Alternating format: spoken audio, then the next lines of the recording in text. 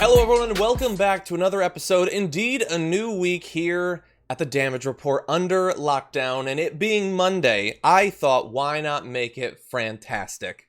Here's Franfio. How's it going? Francesca Fiorentini, glad to have you back. Happy Monday! I'm very glad to have you here. You know how everyone's using Zoom and stuff like that now a lot more? And I've heard of this. In line with that going up, people complaining about being on those sorts of calls is going up too. Yeah, they should Skype in people to a web show they do, because that's enjoyable. Like we were talking before the show, and I loved it. You know, that's the sort of video we chat get I to want. Subject everyone else to our jobs. Exactly, yeah. But the subjecting we're going to be doing today is a little bit of it's, kind of dark. A little bit worried about what's going to happen in the near future, considering what's been happening in the recent past. We do have some sad news in the comedy world, which came as a shock to Francesca, who had not been aware of it. But we're going to get to that in just a minute. We're going to continue we're just talking a lot about meatpacking plants these days, so we're going to do more of that. And then a pretty important update in the Ahmaud Arbery case that will be completely ignored by the right-wing media that is doing everything it can to demonize yet another victim of violence in America. So that should be fun. Anyway, if you're already here in the chat, as many of you apparently are, feel free to hit that like button so that more people know that the show is going on. You can chat along in the comments on Twitch. You can tweet us at hashtag TDRLive. You can also send in super chats, and we're going to be responding to some of those as they come in. Not 100% sure if I'm supposed to plug this. I'm going to be very vague, but Francesca, the thing we were talking about, is that a thing that you are promoting? Oh, sure, yeah. Feel free. Oh, yeah. So my podcast, which John Idarola has been on, The Bituation Room, is coming back. We're coming back live this Sunday at 6 p.m. and every Sunday from here into eternity. So it'll be on Twitch, YouTube, Facebook, and you guys can it'll be like the Damage Report, but not with John all the time. Anyway, it's also funny. Yeah.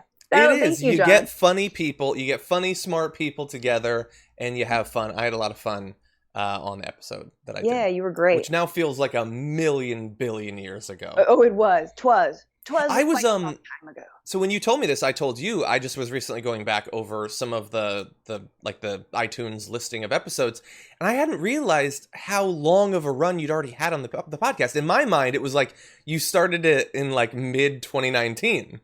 But no, it's been going for a while. Not before 2019. It was 25 episodes plus 5 or so lives. Well, 28. That's awesome. That's awesome. Yeah, I got hammered by the Tulsi crowd when I called an episode Tulsi Kool-Aid. I didn't see that one. I think they drank their own Kool-Aid in the end. Mm-hmm. Well, there are shows for everyone. Shout out to all the Tulsi fans. There you go. Okay, so we're going to be breaking down the news. This is all our live show. Stay tuned. Watch the whole thing. But as I always say, we also do interviews that we put up on the TDR YouTube channel separately, including today, after the show, I'm going to be interviewing Howie Hawkins, the Green Party candidate for the presidency. So that's not going to be live, but we are going to be filming it and uploading it. And so check back a little bit later if you're not already subscribed to the channel. That would be a great idea. Do whatever you want to the bell to get notifications. That's my advice to you. Consensually.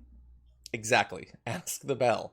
But anyway, with that, why don't we jump into the news, where we're unfortunately going to be starting on something pretty sad. One of the longtime icons of comedy in America, Jerry Stiller, apparently passed. That was announced earlier this morning. I saw it on Twitter. His son, Ben Stiller, tweeting, "I'm sad to say that my father, Jerry Stiller, passed away from natural causes. He was a great dad and grandfather, and the most dedicated husband to Anne for about 62 years. He will be greatly missed. Love you, Dad." And a just great classic photo of Jerry Stiller there. By the time I saw this, many people, pretty much everybody in comedy and everyone famous was, paying their condolences to this Titanic figure, especially recently, found so much success in the latter portion of his life. I know, Francesca, you found out about this just as we were about to go live. So what are your thoughts? I think what I said at the time was, No.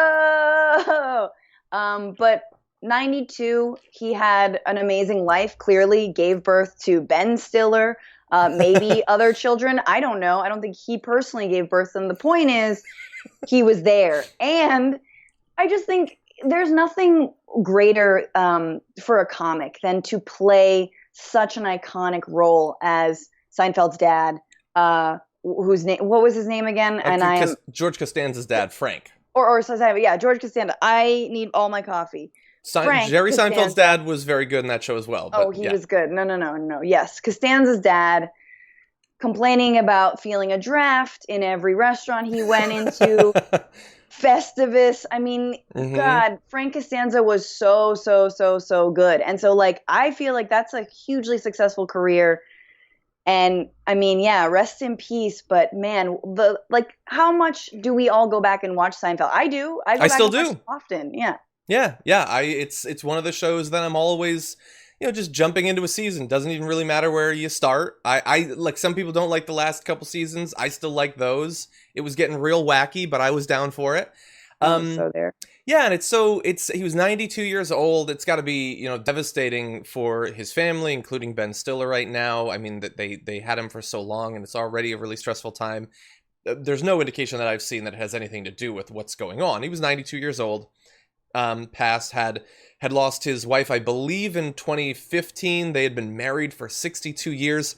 And I'm familiar now with his career. Like, in the past, I was a big fan of his, so I read up on, like how he sort of got into comedy. And like, he and his wife had this like live comedy show that they would do back in the 60s, where they would joke about how different they are and everything. And it's just so crazy that like he started way back then, and could have never imagined, he's going to be this like huge pop culture figure decades later for a role that he did for a comic that hadn't even been born yet at that point. So just amazing. I want to watch that. Now I want to just go back and watch old Jerry Stiller and his wife's stand-up routine. Yeah. And so in terms of seeing his work, I wasn't a King of Queens fan. Like, I didn't really watch it. I can't say I'm not a fan because I didn't watch it, so I don't even know. But I loved him as Frank Costanza, and that's why I was shocked when I found out. I want to read this for you. He was in fewer than 30 of the 180 episodes. There's more, and I'll read it in a sec. I felt like he was just throughout. And his first appearance wasn't until the 5th season. It felt like he was such a big part of it. Whoa. That's crazier to me that he didn't appear until the 5th season. What, were there only 8 or 9 seasons? He wasn't there for the first half. And obviously everybody knows there was a different actor who played George's father earlier, but he cast such a shadow over the show. I want to know how many episodes Newman was in, because honestly, Frank Costanza greater than Newman any day of the week. I'm gonna find out, because I think it's 46. Newman was in more. I'm shocked to find that out. I do love Newman though; he is great. Yeah, and so if you're not familiar with the character, just to give you an idea of who this character was. Frank Costanza was a classic sitcom eccentric whose many dubious accomplishments include marketing a brassiere for men and creating Festivus, a winter holiday for the rest of us, celebrated with tests of strength and other bizarre rituals. And, just because today he's passed, I think we're going to have to rule in his favor on the classic debate about whether that brassiere should have been called the bro or the manzier. It's manzier all the way. We're going to give this one to Jerry Stiller. Yeah. Sad.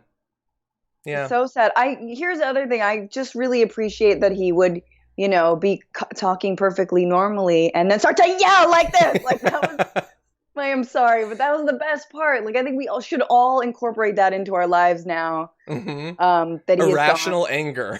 Just irrational anger. Yeah. We all have that. We do. Yeah, there's a moment, there's an episode where George is trying to be a bad boy and he tries pirating a movie, like filming it in the theater. And at the end, Frank has to get him out of prison or whatever.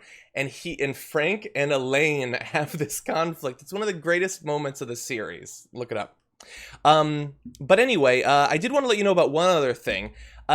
It's going around on Twitter right now, but Jerry Stiller and his wife, Anna, back in 1994, participated in an ad campaign to promote not like shoes or cereal or anything like that, but no, something much more worthwhile.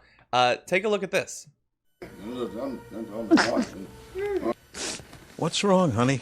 I'm confused about Harry and Louise. You mean that worried couple on the insurance company's commercials? They're so confused about health care. And you're confused because they're confused.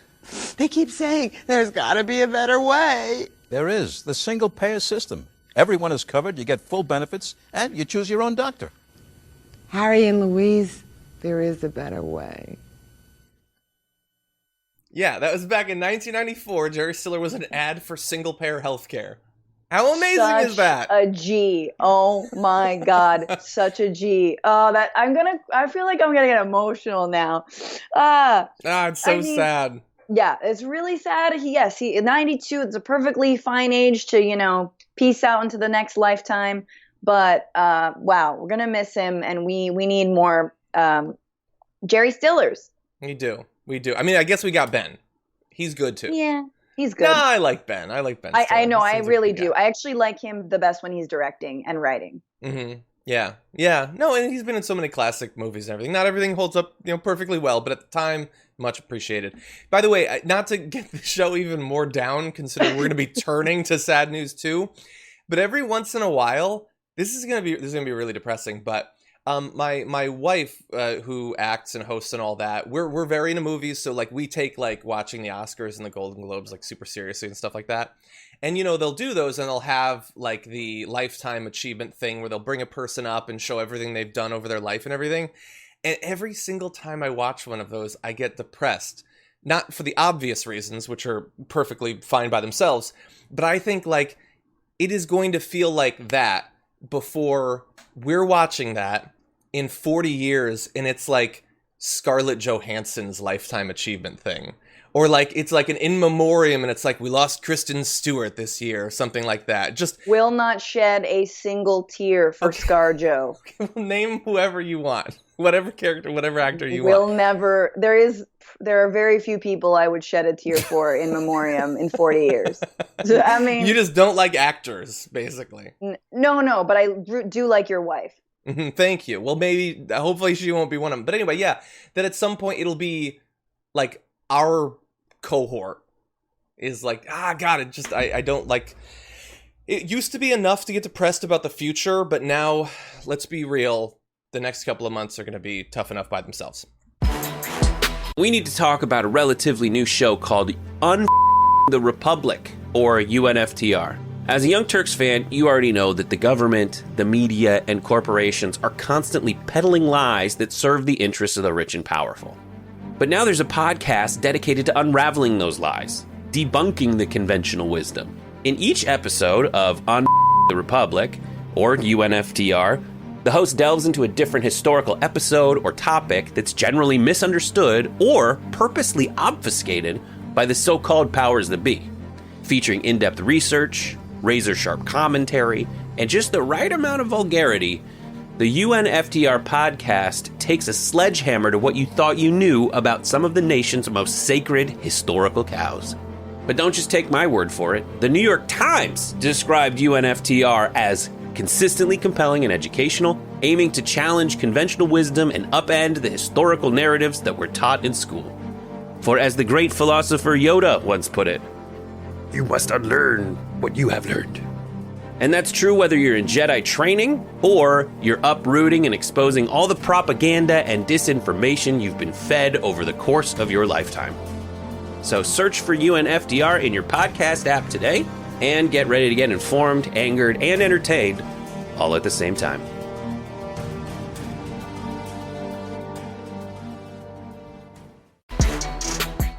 Over the weekend, Donald Trump was asked about the fact that multiple close aides, both to himself and to Vice President Pence, have recently been tested positive for coronavirus. And in talking about it, he seemed to reveal that he has a difficult time understanding this whole getting sick thing and what it means and how it happens. Take a look. Here's up to speed about the member of the Vice President's staff who is now tested positive for coronavirus. This is now the second staffer in the West Wing. Yeah, well, I don't know much about it. Does anybody want to talk about it? She's a wonderful young woman.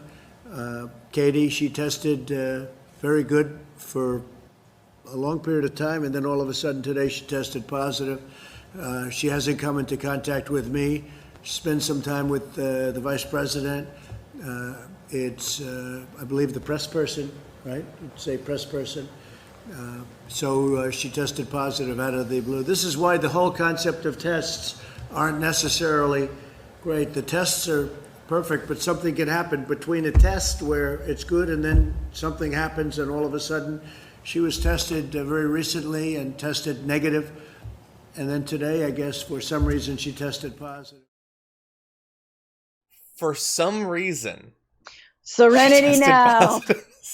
Serenity Now. Hoochie mama. So negative, positive. I don't know what this is. He said this is why the concept of testing isn't necessarily good, because you can test negative and then all of a sudden you test positive. What's that about? He said that, like, not in his internal monologue, not a stupid comment to Melania that she tried to pretend she was already asleep so she wouldn't have to respond to, as she does to most of his advances. No, he said it to a bunch of reporters that people go from testing negative to testing positive, and what's that about? That makes me think tests are bad. And this is fairly consequential because, remember, he has been increasingly attacking the concept of widespread testing worse and worse for weeks now, saying that it's not necessary to reopen, that we are in fact doing more testing than we actually need, that if states feel like they need more testing, that has nothing to do with him or the federal government. And now he says that if a test shows that you are positive for coronavirus, that is evidence that tests are bad.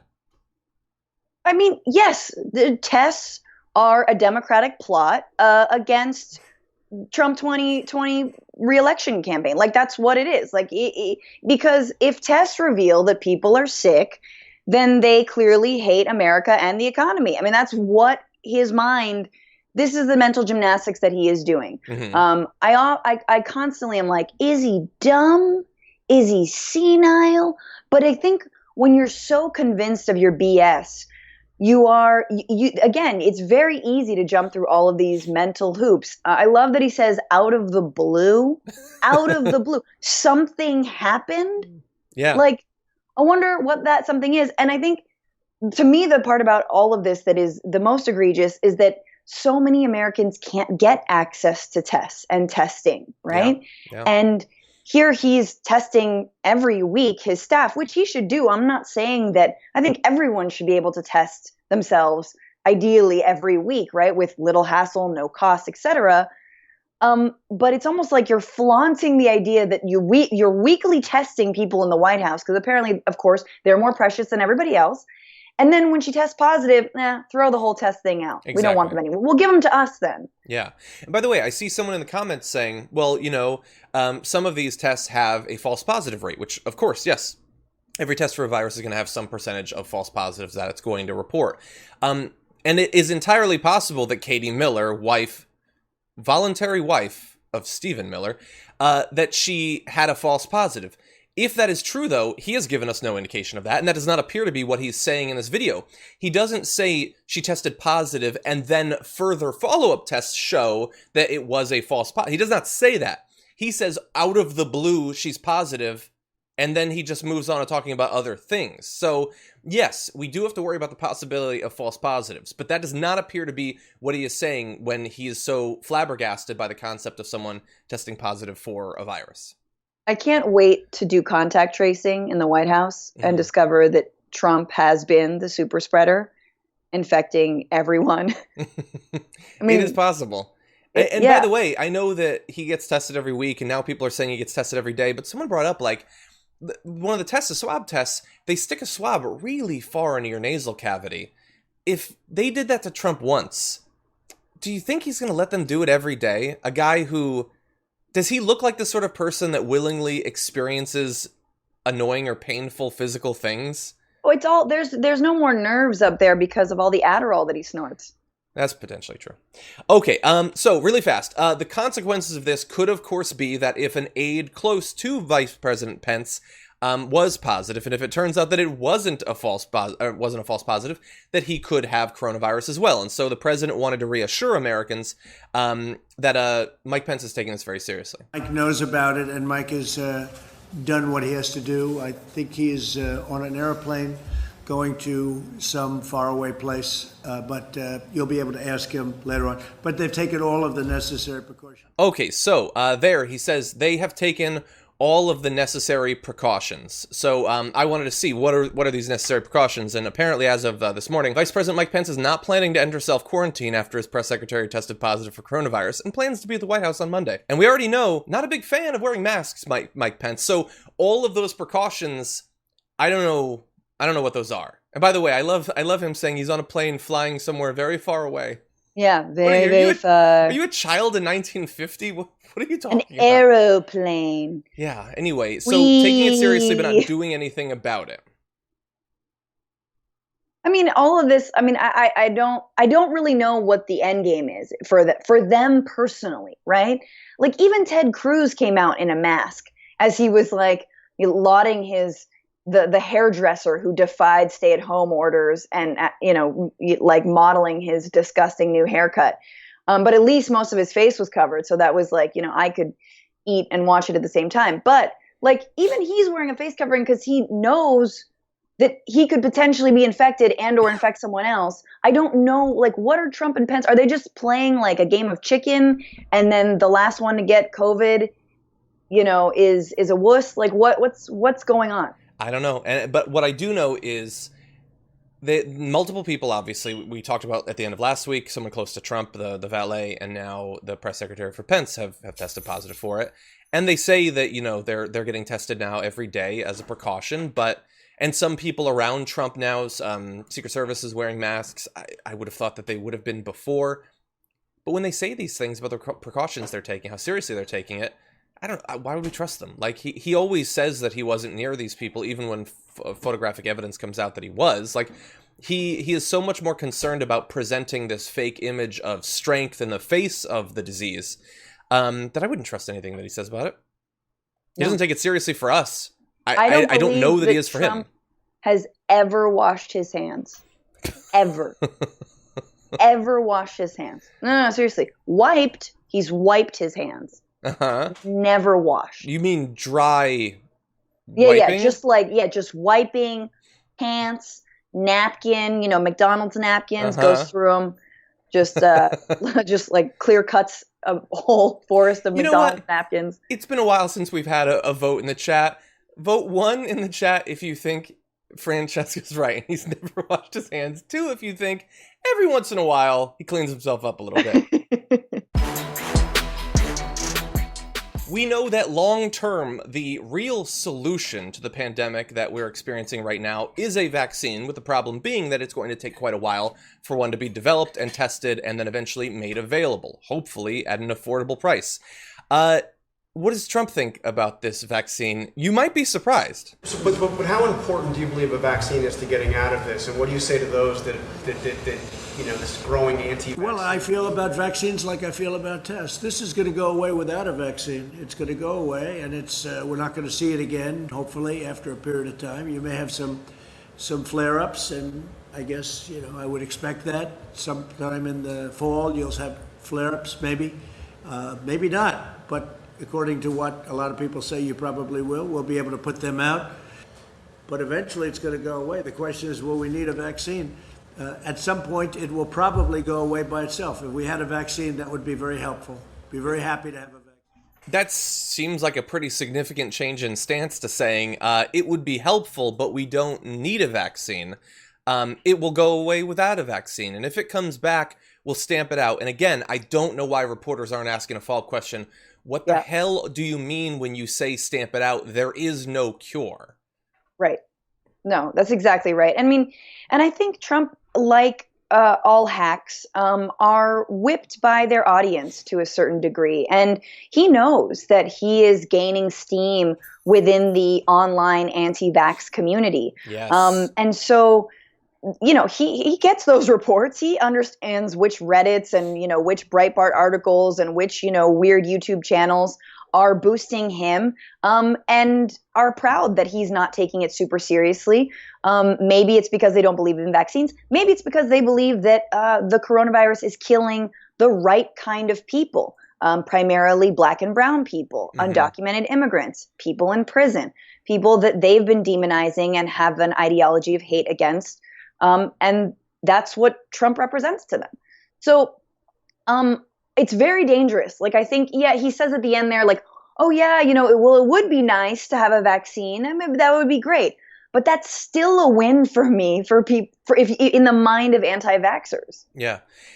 It's you're right. He doesn't want to turn off the crazies, and he knows that there's a whole bunch of communities of interlinked but not necessarily 100% overlapping crazy people. There's the vaccine crazy people, the 5G crazy people, the whatever. There's a lot of them. And the president of the United States wants those people to like him. And so he implies that a vaccine isn't necessary. Like, there are more and more people who are against all vaccines. But you would think, at least in this case, I mean, come on, 80,000 people have died. People are going to take the vaccine, right? But no, like there are right-wing personalities lining up to say, Candace Owens tweeted, no, I would never take a vaccine for coronavirus.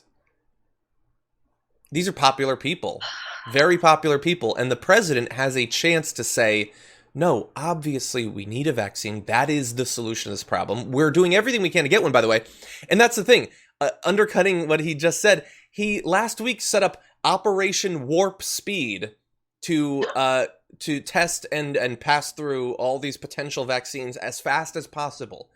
He's invoking Star Trek to say how important it is that we get this done quickly. But then in public, when asked about it, he says, "Oh, you don't need one. No, it'd be nice, but no, we don't need one of those." Like, think about it. Is it just because of the vaccine people, or is it, I don't know if we're going to actually get one. We're certainly not going to get one, no matter what I say, before the election. And since I've been telling people we're going to be just fine, if more bad news comes out, that might hurt me. So now I'm trying to downplay the need for it. Like, there is no aspect of the solution of the pandemic that the right is not actively attacking right now. Whether it's testing, vaccine, social distancing, literally using masks, all of it.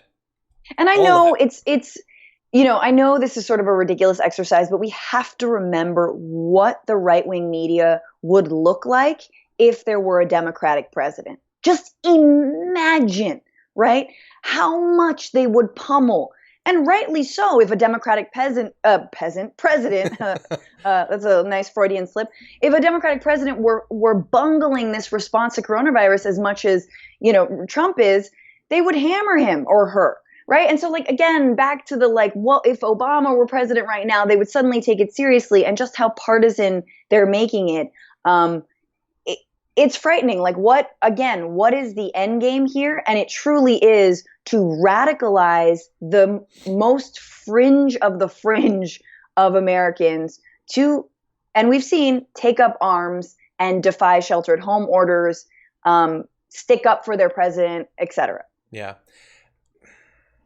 I want to read a quote. I forget exactly what article I pulled it from, but I read it over the weekend, and it seemed apt, so I'm going to read it. "The plan is to have no plan, to let daily deaths between 1 and 3,000 become a normal thing, and then to create massive confusion about who is responsible." And I really do think it's as simple as that. I think that they figured out that it either would be too difficult to get the number of deaths down, or the solutions are just things they don't want to do. They don't want to extend the lockdowns and provide government aid so that the economy isn't decimated while that's going on. They just don't want to do that. And so the solution is let it run rampant, and then just, throw out enough, 5G towers and Bill Gates and, all this stuff, and say something cupboards were empty, whatever. Maybe be mad, but not too mad, because the numbers are probably inflated. That many people aren't dying anyway. They're probably just making it up. But even if you do get mad, just be mad at, like, everybody, kind of, like a generalized mad, not mad at the people who not only were in a position to protect you, but swore that only they could protect you. Mm-hmm. That seems to be what the plan is. Trump is giving up, absolutely. He's the only president to withdraw from a war to ensure more casualties. Exactly. Like, yeah, you said it. If nobody in the universe thinks that if this had hit in 2014, and Obama had presided over 80,000 people and counting dying, that Tucker Carlson would be like, you know what? I disagree with the president, but the important thing is that we get the economy going again. We just got to get back out there and be warriors. I stand with Obama. We're warriors. Who thinks that?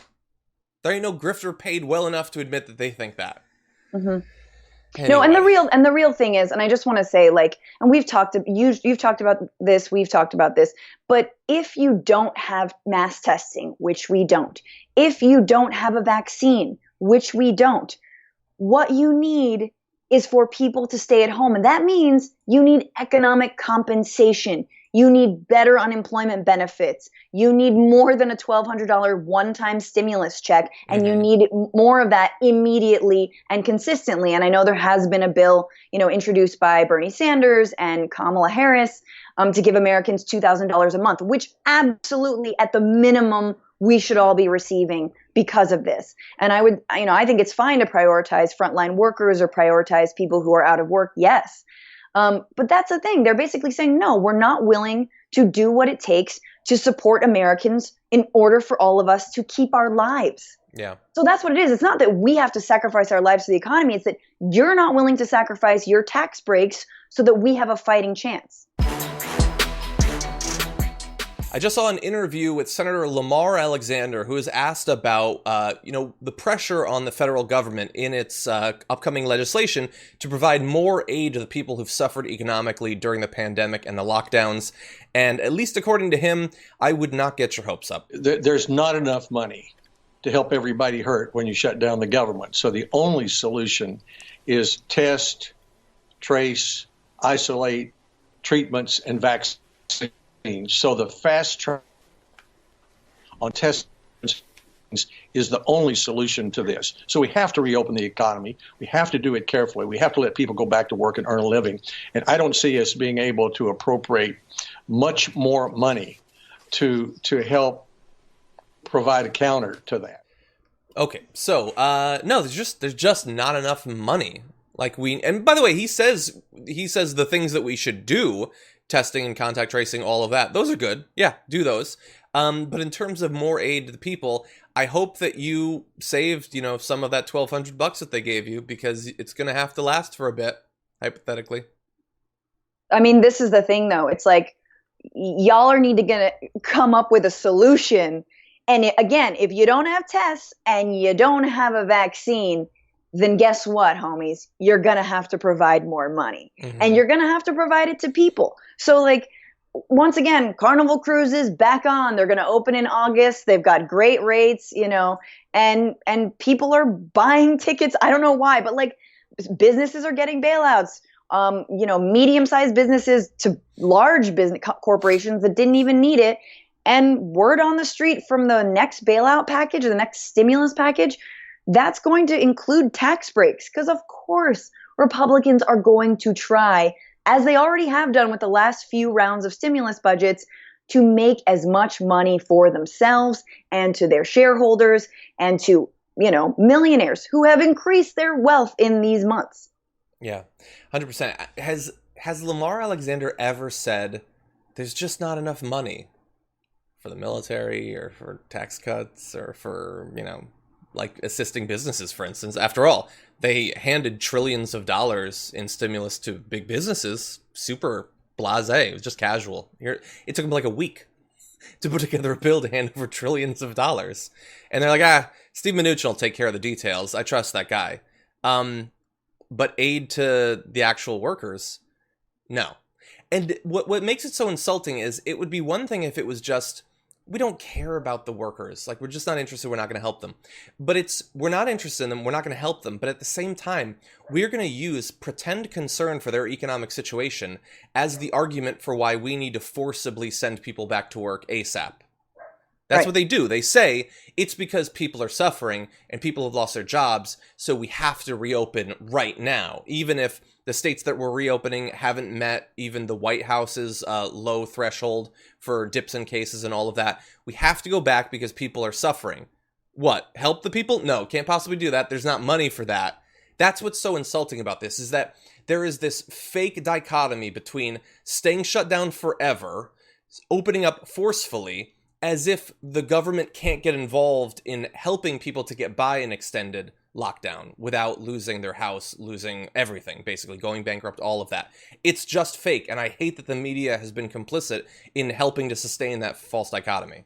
Yeah, I mean, and I think it's also a time, whether Republicans like it or not, all of this is going to backfire on them, and Democrats too, right? Because I think workers are developing a lot of class consciousness right now. They understand that when they're being asked to go back to work and put their lives at risk, they're going back to make their bosses more money. They're going back to make millionaires more and more millions, billionaires more and more billions, okay? They're not just going back for themselves. I mean, these are people who've been asking for raises for years now. So what are we really talking about? So actually, I mean, I think they're politicizing the hell out of the working class. I don't think it's a good thing, right? But I think where we're headed could be something like a renewed labor movement, which I think is really necessary. Yeah, 100%. A little bit more on this because we are expecting that eventually Congress is going to come back into session and try to put together something. But again, hopes should probably be kept at a low level. Larry Kudlow, President Donald Trump's top economic advisor, said on Friday that formal negotiations with Congress over the next COVID-19 stimulus package have been suspended, even as other White House officials predict the U.S. unemployment rate could surpass 20% by next month. One of the reasons that probably hasn't deterred them from suspending the negotiations is that hurts the working class. It doesn't hurt them. And in fact, they'd be perfectly fine with a lot more people out of work, because then once they start rehiring, people are going to be desperate. They can pay them less benefits, all of that. And bear in mind, under the CARES Act, which Trump signed into law in March, expanded unemployment benefits are set to expire by July 31st without additional action from Congress. Oh, and I'm sure that action's coming. I bet Republicans just can't wait to extend those unemployment benefits. And after I acknowledged this on Twitter over the weekend, the thing that has angered the right wing the most since the very beginning of this was when they discovered that some people would temporarily make more money on unemployment than they'd made working. That got them more fired up than anything else since the beginning of this. No, they hate that. They hate when individuals leech off the system, but if corporations do it, it's all good. You want to see something that might make you mad, though? This is a Bloomberg tweet. It's to an article. And the tweet is, let me bring this up. Republicans say the U.S. deficit is becoming problematic. But then even better, down below, it's GOP rekindles deficit concerns, adding snag to talks on aid. It's like an old flame. 15. What's that? I said eat a pen 15. Exactly. They talk about it as if, during lockdown, they just started texting again with their old flame concern for the deficit. And maybe things will get going again. Probably around November, like especially if Biden wins, maybe we can get something going with this caring about the deficit and the national debt thing. That's what the Republican Party thinks. Oh, no, really. They don't ever get to talk about the deficit ever again. Because again, actually, in the CARES Act, I believe, the first round, right, there was a loophole for millionaires so that they're actually getting tax write-offs right now. And again, this is not made up. They're making more money than they were before. They're keeping more of their money. So honestly, they never get to talk about the deficit. Kudlow doesn't care if we all die. He doesn't. That's his whole ideology. When the Fukushima Daiichi plant was, took on water from the tsunami in Japan, Kudlow says, well, the loss of life has been bad, but thank God the market loss isn't that bad. Ugh. Yeah, straight up said that on Fox News. He also wrote a whole op-ed right before 2003, I believe, before the U.S. invaded Iraq, saying that we should invade Iraq for the stock market. I mean, everyone was saying we need oil, et cetera, but they had the decency to, cover it up with, you got to topple a dictator and weapons of mass destruction. No, Kudlow just went right to it. These are the people who are advising this president. There are no more dirtbags left. Well, I'm so glad that you threw back to that. It's sort of similar, but I think it was Wilbur Ross. As Asia was getting decimated by coronavirus and it hadn't yet come here, or at least we didn't know about it because we weren't testing. He said, well, one of the side effects is that some of the jobs will come back to America. Yeah, it did turn out to be a great stimulus for job creation in the end. These are the best economic minds that they have. Wilbur Ross, what was it? He couldn't believe that people couldn't survive on $7.25 an hour. What was that brilliant gem of a quote he had? I find that very easy to believe. One of the few times during this pandemic that Donald Trump has invoked the Defense Production Act was to force meatpacking plants to stay operational, to stop the supply chain from breaking down and making it so that people temporarily can't get access to meat. And we have been talking on the Damage Report now for weeks about the very obvious cost of making people go back to work in these places that have already been sites for the spread of coronavirus. We're now finding out that some of them far worse than we thought. More than 1,000 workers at the Tyson food plant in Waterloo have tested positive for the coronavirus, more than double the number Governor Kim Reynolds had said the day earlier. The news came as the Arkansas-based company reopened the plant on Thursday after a 2-week closure following a spike in COVID-19 cases there. So we thought it was bad. It was actually twice as bad. That's not, I want to be very clear about this, that is not at Tyson food plants. That's at one plant. 1,000 cases of coronavirus at one workplace. How do you protect yourself if 1,000 people in the same plant? Like, how many people work there? I think it's several thousand. I think. Yeah, but okay. If there are 1,000 cases, you can bet they're gonna be double, triple that, and everyone will have it. Mm-hmm. Yeah. In very short order. I just want to say on the meat packing and meat processing plants, it reminds me of that movie Food Inc. from the early 2000s. It was a book and then it was a movie, and it's a great film. Greg Kinnear, I highly recommend it. The best quote from that entire movie is, I can't say it, but it's basically, there's poop in the meat, Bob, because the thing about meat processing plants, they're already unsanitary to begin with. And coronavirus is just showing us all of the places that we've been ignoring for decades and decades, like nursing homes, like meat processing plants.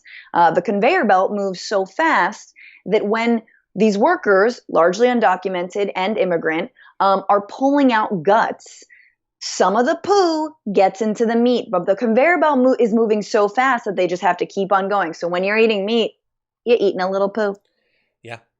Yeah. And by the way, if you haven't been following, we've done a couple of videos, both in late fall when these regulation changes were proposed, but also a couple of weeks ago when they were put into effect, that raised the speed of the conveyor belts and took down the number of inspectors who are watching the conveyor belts. They put those into effect during the pandemic, because there was less reason to be worried about contamination of the meat. So, 1,000 cases. They shut down the plant for 2 weeks. Huge sacrifice. And now they're starting up again. So what are they going to do? Well, Tyson said it's requiring all returning workers, as well as new hires, to be tested for COVID-19. Employees who have not been tested will be unable to return to work. And we already know in some of these states, if you refuse to return to work because you feel like it is almost a guarantee that you will become exposed to coronavirus, you will lose your job. That's not just a Tyson thing. That's a statewide thing in multiple states. Tyson said it will require employees to wear masks or face shields where protective barriers can't be installed at workstations. In addition to wellness tests before workers start their shifts, Tyson now has an on-site clinic to provide team members with enhanced care, including testing for COVID-19. So that all sounds great. And Tyson wants to assure you that they are taking this seriously.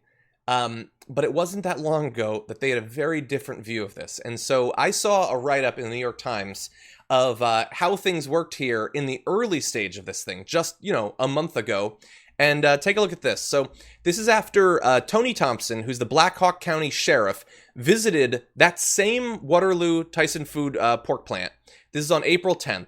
So just 1 month ago, and this is what they found. Workers, many of them immigrants, were crowded elbow to elbow as they broke down hog carcasses zipping by on a conveyor belt. The few who had face coverings wore a motley assortment of bandanas, painter's masks, or even sleep masks stretched around their mouths. Sheriff Thompson and other local officials lobbied Tyson to close the plant, but Tyson was, quote, less than cooperative. They sent a text message to their employees 1 week later saying, Waterloo Tyson is running. Thank you, team members. We are proud of you. And within just 5 days, the plant had closed. As of Thursday, 1,031 coronavirus infections, more than a third of the workforce, some are on ventilators, 3 have died, according to Tyson. And perhaps, if they had taken it seriously and not tried to keep the hog carcasses zipping by as long as they possibly could, some of those people wouldn't become infected. Some of those people might not have died. I mean, I think that we know that coronavirus is exposing which bosses and which corporations believe that their workforces are expendable. And I think in industries like agriculture and in meat processing, where it is predominantly done by immigrant workers, some undocumented workers, we know that they are treated based on what they are paid, based on the safety conditions in which they are forced to work, that they're treated like they are expendable. So who cares if they get sick and die? Who cares if they can't afford their health care, right? I mean, like, and I just want to point out also, Tyson has a history of collaborating with ICE, working very closely with ICE. Now, they've been working since 2011, arguably before ICE was like super militarized, of course, although deportations increased under Obama. But remember, a lot of these meat processing plants have been working with ICE to help deport their own workers. Yeah. And arrest and detain their own workers, knocking on their, the trailers and where they live, waking them at 5 a.m. or earlier than that, and hauling them out of their homes because they know where they live, right? Like, this is how they've always treated their workforce. And now we're seeing that, directly, they don't care about their lives. Exactly. And I don't know, for any individual person watching this, I am hoping that one of two things will convince you to take this seriously. Either a sense of empathy for the workers at these plants who Tyson's saying they're going to be more watchful for, more protective of, but we know what they were doing just 3 or 4 weeks ago. Either you care about them, or if not for them, like, you don't think that this is going to contribute to the spread of coronavirus? That if hair and nails and feces were getting by before, that you don't think some coronavirus is going to spread? That one plant apparently contributes 4% of the total pork being sent around the country. All over the country, by the way. You don't think that they're going to miss some? Oh, God. They're moving the lines faster. They've cut the number of inspectors into 1/3 of what it once was. This is a recipe for basically a hog filled with poop, metaphorically and literally. Yeah, and like, let's remember, like, we should not have some empathy or sympathy for these meat processing plants and corporations like Tyson, right? Like, when it comes to actual farmers, when it comes to people raising, pigs, like, sustainably, et cetera, like, that's very, very different than what this is. These guys have been leeching off of this system for a very long time. They have gotten handouts before. They have huge lobbies in Washington. And they, argue, of course, that, like, if we don't get subsidies, then Chinese products will come in and, like, kick us out. Well, the entire meat trade, honestly, is really messed up. Like, it's disgusting. It's gross. Factory farming is disgusting. Factory meat processing is disgusting. I mean, once again, coronavirus is just that little introspective moment for us to look at how we do things and how we should be changing for the better. Yeah. Yeah, and like I had said weeks ago, like, I understand some of these meat alternatives still, the price needs to get down a little bit, and they're not necessarily perfect for you health-wise in comparison to actual all-natural, vegetables and all that. But a lot of them are very competitive substitutes for meat. And, for all of the obvious reasons that have been known for a long time, it's a good alternative.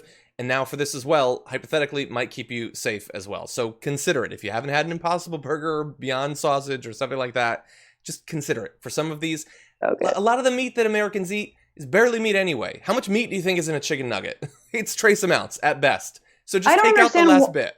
Trump is so wedded to, like, the meat industry. I feel like he's just ultimately afraid, like, is the Big Mac going away? How's the Big Mac? He's like, every day he gets, like, a Big Mac report. And he just wants to make sure that the disgusting beef that is in the Big Mac, that is, like, tinged. The reason it's delicious is because of the science behind it, right? And the little, like, whatever, taste nodes. That's what I'm going to call them. Yeah, they pack more taste nodes in than other countries have been able to so far. But all you guys like is pink slime. I'm sorry, don't at me, but y'all just like pink slime. Go eat pink slime. They should just sell the pink slime. Mm-hmm. Yeah, the fake chicken nuggets. It's the same. It might literally be the same thing. Would you be surprised to find out it was actually the same thing and that there was no chicken in either? Over the weekend, there were multiple important updates on the case of the murder of Ahmaud Arbery. I want to update you on just one or two that I think are particularly important. First has to do with another video that has been released that bears on the case. The Atlanta Journal-Constitution published surveillance footage on Saturday that shows a figure entering a house under construction that day shortly before the shooting, lingering for a few minutes, and then jogging toward the location where the three men later confronted Ahmaud Arbery. And, when that video came out that showed that he had walked, someone, we don't know for sure, it's believed that it was possibly him, had walked into this building under construction, looked around for a couple of minutes, and then left. It is amazing the extent to which that seemed to, for many on the right, confirm, oh yeah, no, his murder was totally justified. And that is what I saw from them. For reasonable people, I saw a lot of people responding with, yeah, I've looked at buildings under construction. I've poked my head in. When I was a kid, we used to sneak into abandoned houses and houses that were being built. It was cool. That's what we used to do. I was never murdered over it. If I had been, it would have been considered a tragedy by everyone. For some reason, this one isn't. But anyway, we have a little bit more on this. But Francesca, what do you think about the new video that was released?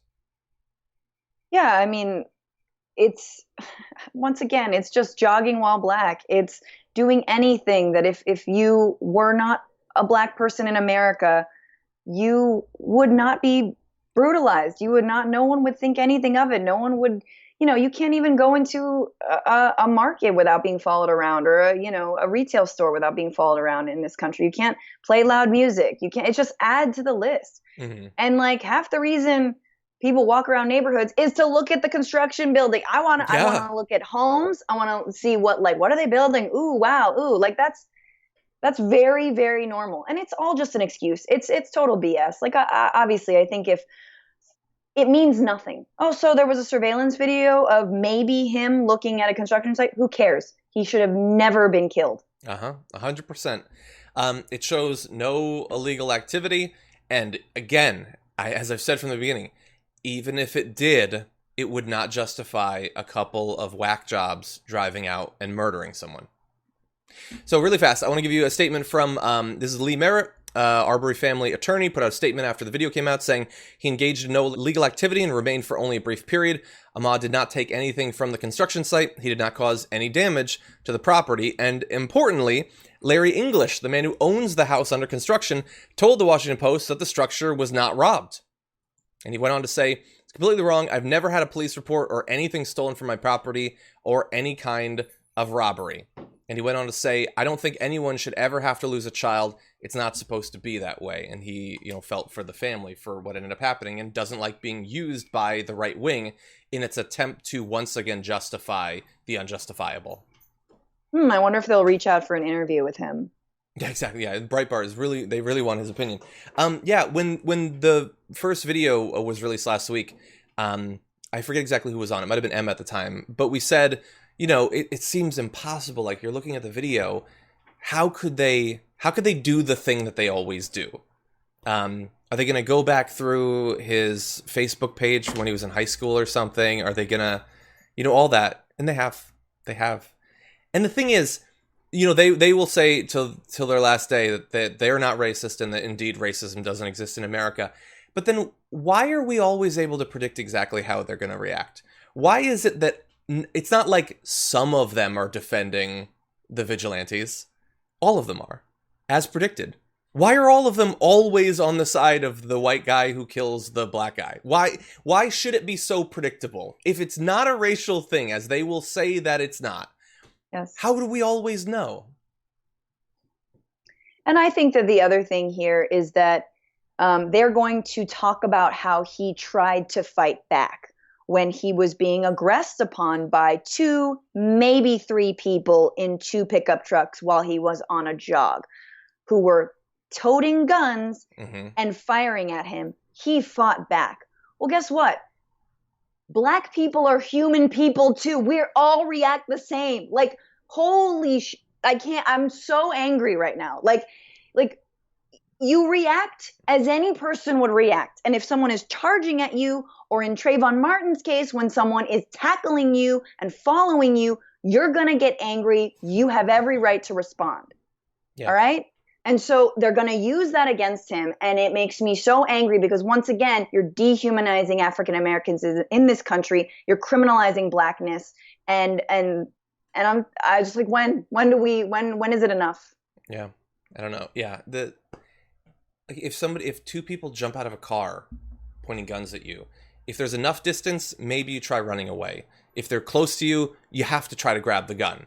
Because like this is the thing that they don't seem to, that they either can't understand, or at least will say that they can't understand. When these two sorts of guys jump out of a car pointing guns at you, the first thought that a rational human is not, oh, these are upstanding citizens who want to conduct a citizen's arrest. They're just concerned about law and order in the area. That's why they grabbed shotguns and jumped in their pickup truck. No, reasonable people think, oh, these are crazies who believe that they should have godlike powers over life and death, which they definitely wanted to have. That's why they did this. And so you have to protect yourself, obviously. Yep. And the idea that like they said, like he once tried to bring a gun into school or something like that. Like, I don't even know if that's true. I don't think they care if it's true, but that would be a justification for years later, two other people who don't know about that killing them. Okay, I just saw this morning footage of a bunch of guys at the lockdown protest going to a subway carrying shotguns, assault rifles. One guy had like an inert rocket launcher.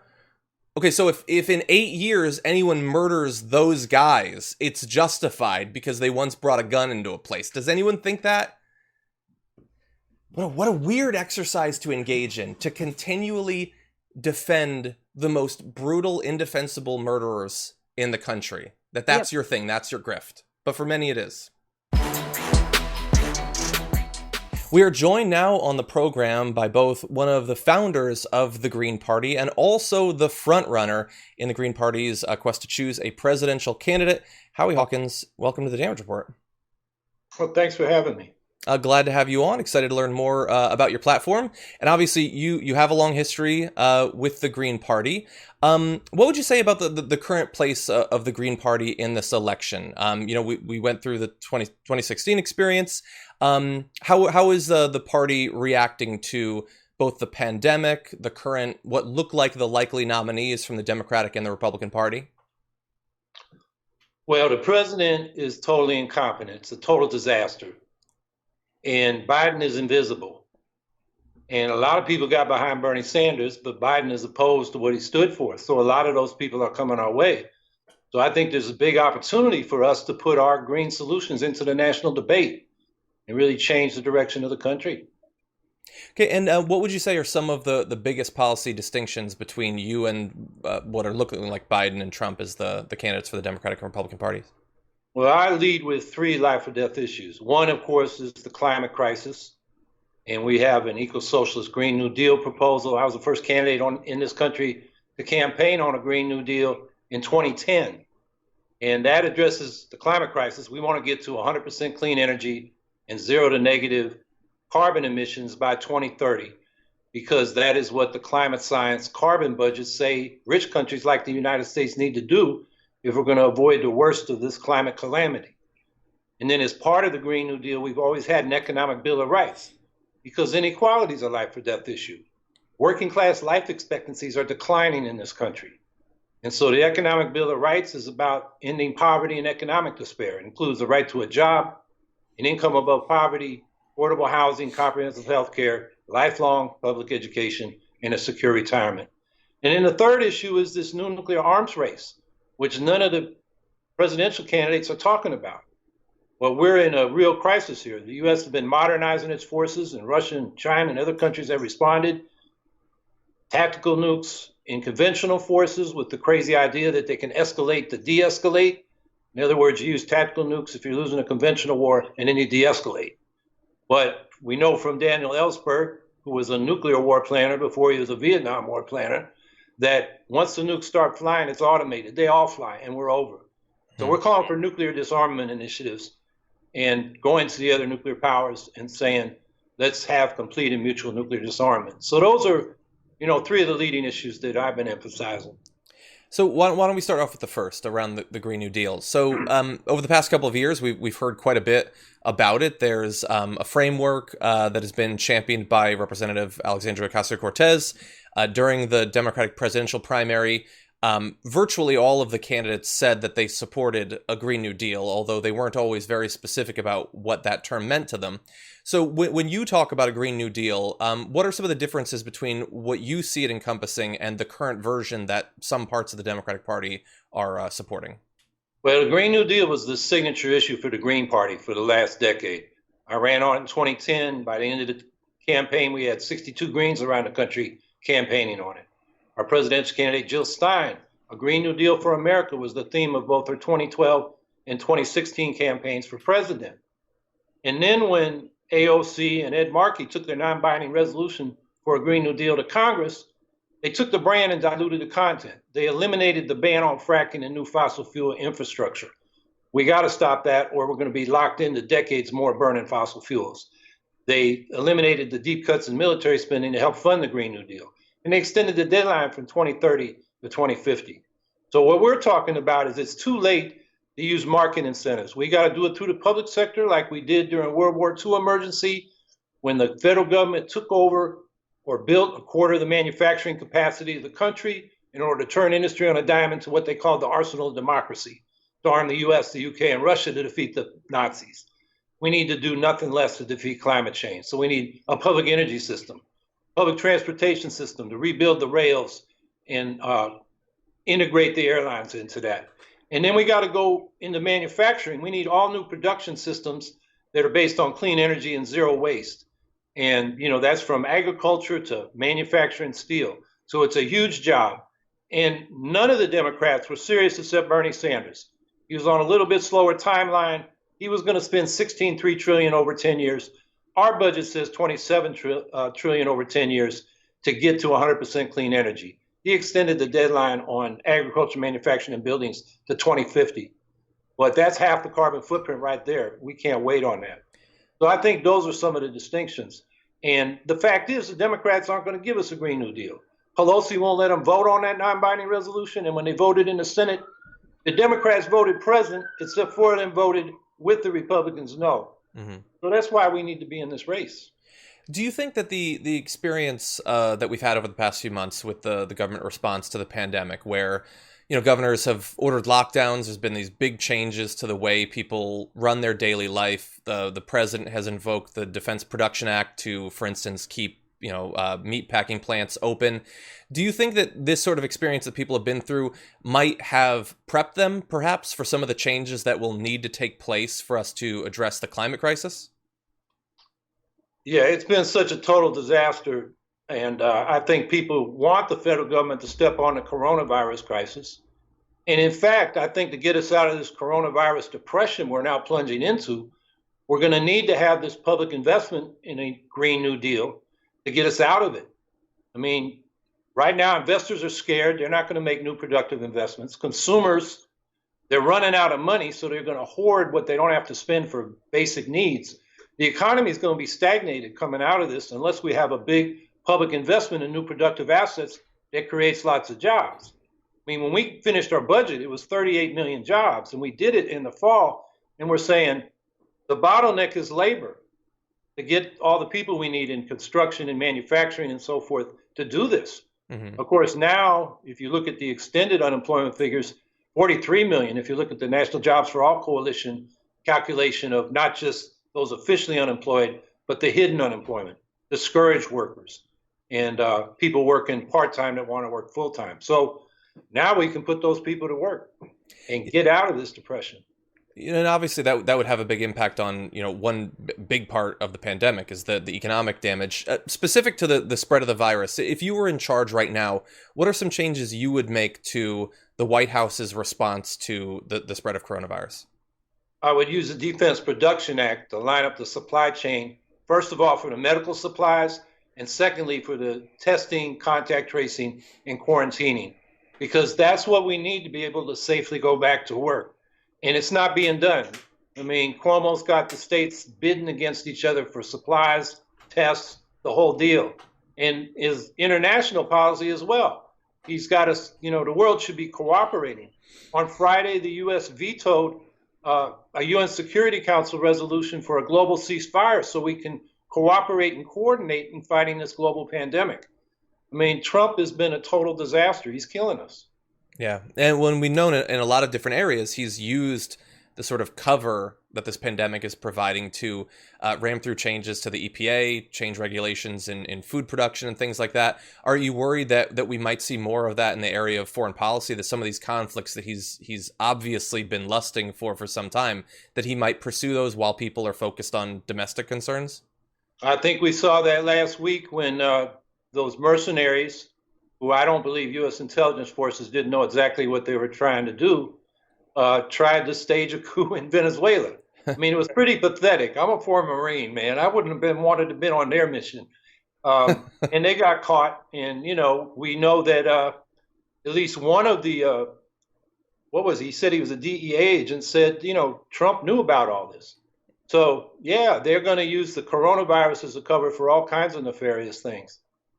Well, and we know that Mike Pompeo said that the U.S. was not directly involved, which was an interesting way to put it, rather than just saying not involved. Oh, right. Yeah. So, yeah. So another issue that's cropped up recently over the past few weeks in your presidential campaign was I know that you had a bit of an issue with Twitter seemingly targeting some of your accounts. It looks like that's mostly been restored, right? But did you ever get an answer as to why Twitter seemed to be targeting your campaign on social media? Well, their explanations, I mean, they never contacted me. They said I was impersonating myself, and I don't even know how you do that.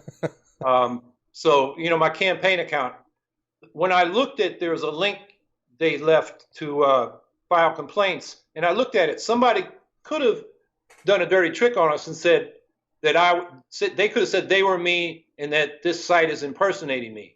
But I never did that. Mm-hmm. So there got some publicity in the media, and then we got a cryptic 2-sentence response that your site will be back up in an hour. No explanation. And we never talked to any of them. It just signs that both messages signed off, thanks Twitter. It's bizarre. Yeah, and probably I would be worried that if it could end without any explanation, it could conceivably happen again without an explanation. So hopefully you can avoid that. I know that in the last week or so, you also chose a running mate. Could you tell us a little bit about your running mate?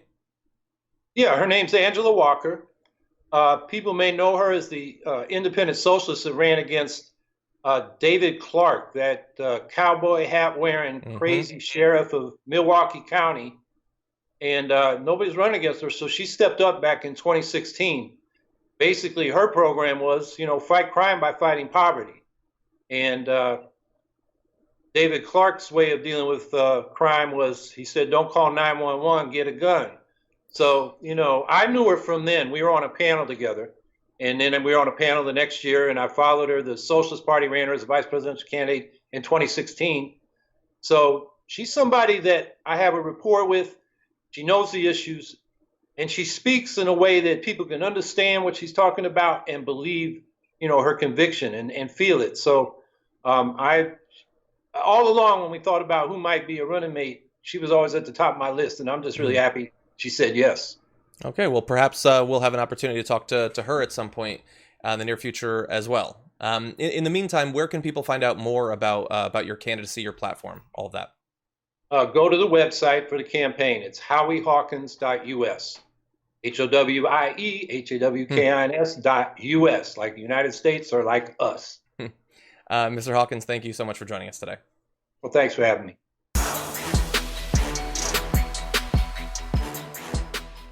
Thanks for listening to the full episode of The Damage Report. Support our work, listen ad-free, access members-only bonus content, and more by subscribing to Apple Podcasts at apple.co/TYT. I'm your host, John Adarola. I'll see you soon.